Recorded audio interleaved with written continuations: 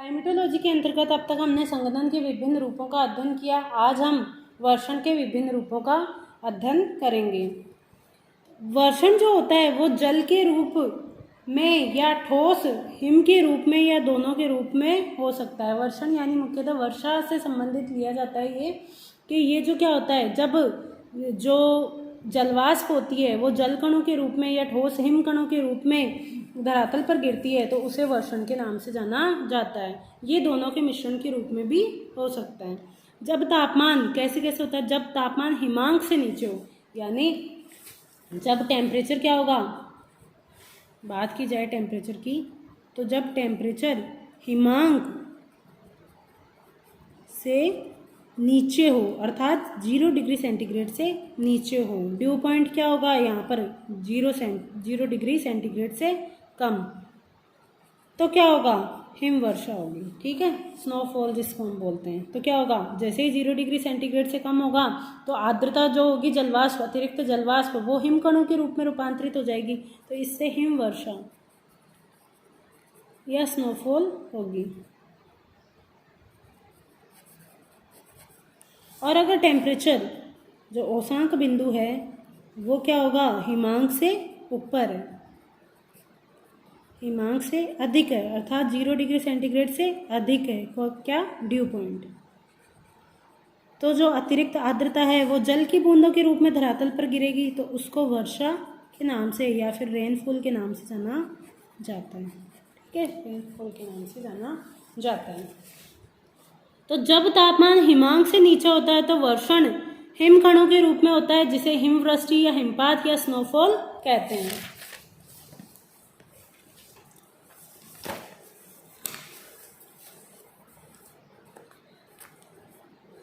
जल वृष्टि व हिमवृष्टि के मिश्रण को सहिमवृष्टि या स्लिट के नाम से जाना जाता है। जब धरती के पास वाली हवा की परत का तापमान हिमांक से ऊपर हो तो ऐसी परिस्थितियों में सहिमवृष्टि होती है। जब बर्फ की कड़ी व बड़ी गोलियों की बौछार होने लगे तो इसे हैल या फिर ओलावृष्टि के नाम से जाना जाता है। ओले में बर्फ की कई सेकेंडरीय परतें पाई जाती है। जब वर्षा की बूंदें अत्यंत सूक्ष्म, सघन व समान आकार की होती है और वायु प्रवाह की दिशा में उड़ती हुई प्रतीत होती है तो ऐसी वृष्टि को ड्रिजल के नाम से जाना जाता है। तो ये वर्षा के या वर्षण के प्रकार हो गए।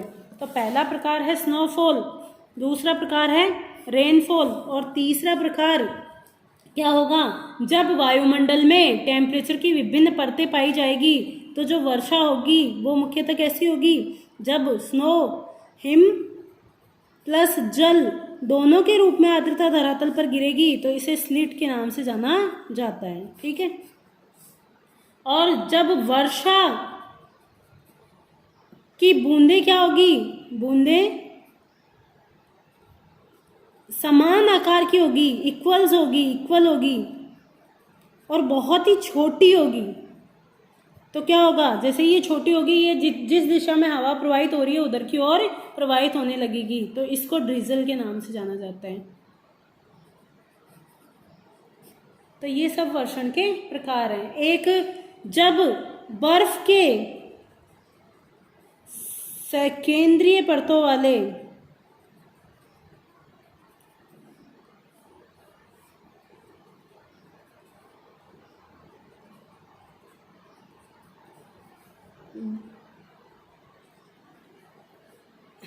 तो उसको ओलावृष्टि कहेंगे। यानी जब वर्षा के साथ साथ,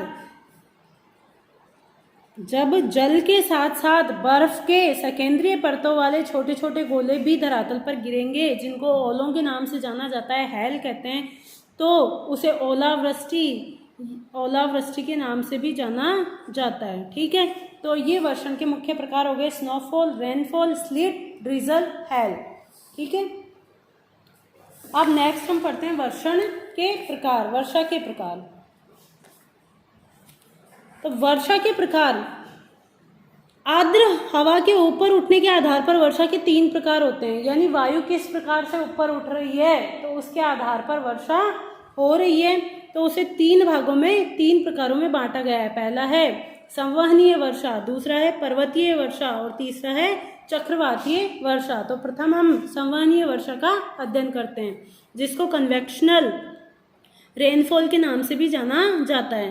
तो धरातल के अत्यधिक गर्म होने के कारण वायुमंडल में उत्पन्न होने वाली संवहनीय धाराओं से होने वाली वर्षा को संवहनीय वर्षा या कन्वेक्शन रेनफॉल कहा जाता है। जब धरातल के अत्यधिक गर्म होने के कारण वायु गर्म होकर ऊपर उठती है तो वायु का शीतलन शुष्क रुद्रोष्म तापहास दर ड्राई एडियाबेटिक रेट जो होती है 10 डिग्री सेंटीग्रेड प्रति किलोमीटर की दर से होता है, जिसके कारण वायु संतृप्त हो जाती है, सैचुरेटेड हो जाती है और जलवाष्प का संघनन होना प्रारंभ हो जाता है, जिससे वर्षा प्रारंभ हो जाती है। संघनन के कारण गुप्त ऊष्मा मुक्त होती है और वहां की वायु को पुनः गर्म करती है, जिसके कारण वह पुनः ऊपर उठती है और अधिक संघनन होकर वापस वर्षा होती है। तो जो संवहनीय वर्षा होती है वो अल्पकालिक होती है, मूसलाधार होती है। मूसलाधार क्यों होती है? क्योंकि तीव्र गति से हवा ऊपर उठती है और इसके द्वारा मेघाच्छादन की न्यूनतम मात्रा से अधिकतम वर्षा प्राप्त होती है। इस प्रकार की जो संवहनीय वर्षा होती है वो बिजली की चमक व बादलों की गरज के साथ होती है। मुख्यतः विषुवतरेखीय क्षेत्रों में होती है, जहां प्रतिदिन दोपहर तक धरातल के गर्म होने के कारण संवहनीय धाराएं उठने लगती है। वह शाम को घनघोर वर्षा होती है। तो संवहनीय वर्षा को अगर हम समझते हैं तो हम देखते हैं कि मुख्यतः जो भूमध्य रेखीय है, इक्वेटोरियल वाला जो क्षेत्र है, 0 डिग्री अक्षांश वाला जो क्षेत्र है, इससे 5 डिग्री दक्षिण और 5 डिग्री साउथ, नॉर्थ और साउथ के बीच में विषुवतरेखीय लो प्रेशर बेल्ट पाई जाती है। यहाँ पर क्या होता है? सूर्य ताप की मात्रा सर्वाधिक, क्योंकि सूर्य क्या होता है, लगभग साल भर सूर्य की किरणें यहाँ पर लंबवत पड़ती है और यहाँ पर मुख्यतः महासागरीय क्षेत्रों का भी विस्तार है। तो जैसे ही क्या होगा, अत्यधिक टेम्परेचर के कारण जल यहाँ पर क्या होगा, हवाएं क्या होगी, गर्म होकर ऊपर की ओर उठना प्रारंभ कर देगी। क्योंकि इस क्षेत्र में महासागरीय विस्तार है तो इन पवनों में क्या होगी, मॉइस्चर भी पर्याप्त मात्रा में उपलब्ध होगा। तो जैसे ही हवाएं ऊपर उठेगी, ये शुष्क रुद्रोष्म ऊपर उठने वाली हवाओं को ही संवहन धाराओं के नाम से जाना जाता है। तो ये शुष्क रुद्रोष्म ड्राई एडियाबेटिक रेट से क्या होगी, ठंडी होगी,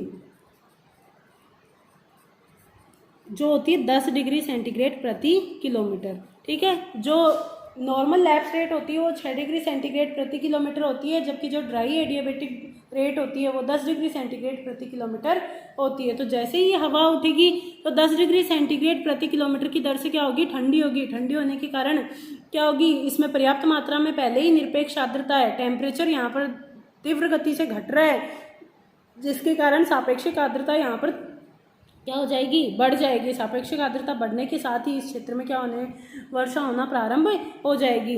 और जैसे ही वर्षा होगी यहाँ पर संघनन की गुप्त ऊष्मा रिलीज होगी, जिसके कारण हवा गर्म होकर और अधिक ऊंची उठना प्रारंभ हो जाएगी। तो उस और अधिक ऊपर उठने के कारण वापस निरपेक्ष आर्द्रता कम होने के बावजूद जब और ऊपर उठेगी तो सापेक्षिक आर्द्रता फिर से बढ़ जाएगी और लंबे समय यहाँ पर क्या होगी, तीव्र मूसलाधार वर्षा होगी। तो ये जो देखा जाता है मुख्यतः भूमध्य रेखीय क्षेत्रों में प्रतिदिन शाम को देखा जाता है। भूमध्य रेखीय क्षेत्रों में हर दिन शाम को संवहनिक धाराओं के द्वारा वर्षा होती है, इसलिए इसे भूमध्य रेखीय वर्षा या संवहनीय वर्षा के नाम से भी जाना जाता है।